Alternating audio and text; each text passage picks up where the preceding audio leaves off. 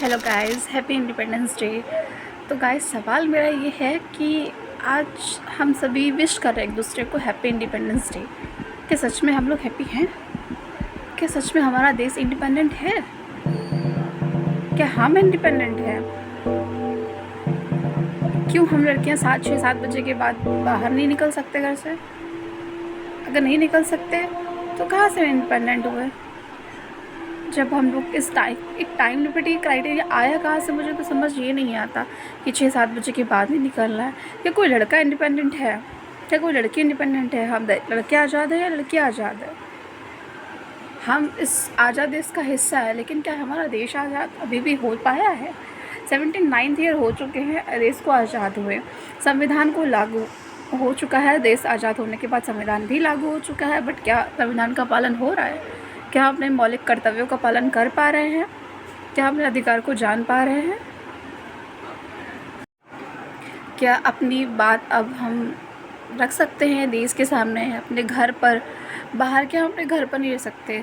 पहले एक देश दूसरे देश का दुश्मन हुआ करता था, अब अपना ही देश दुश्मन हो चुका है लोगों का। परिवार के अंदर ही आपको दुश्मन मिल जा रहे हैं, रिलेटिव्स ही दुश्मन बन जा रहे हैं। देश के आज़ाद होते ही हमारे हिंदुस्तान के 2 टुकड़े हो गए, पाकिस्तान और हिंदुस्तान और भारत। पाकिस्तान में बट गया हमारा हिंदुस्तान। स्वराज्य हासिल करना था, 2 टुकड़ों में बट गया, जाति समाज में बट गया। किसने किया? हम ही लोगों ने किया। फिर भी आज़ाद नहीं रह पा रहे हैं, कोई सुरक्षित नहीं रह पा रहा है।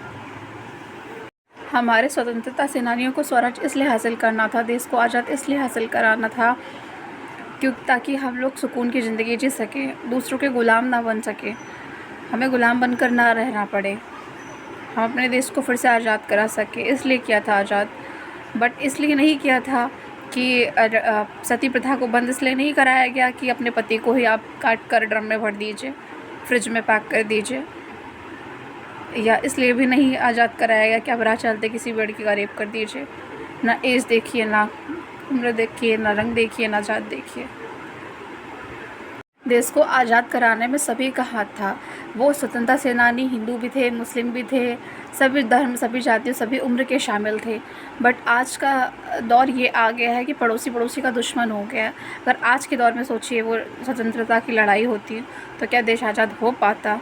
और आज़ाद हो भी गया है तो क्या आप आज़ाद रह पा रहे हैं?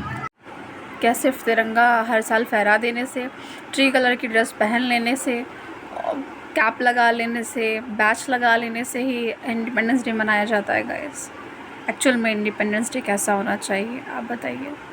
और वीडियो थोड़ी सी भी अच्छी लगी हो तो वीडियो को लाइक करें, चैनल को सब्सक्राइब करें और इस वीडियो को ज़्यादा से ज़्यादा शेयर करें। Thank you guys.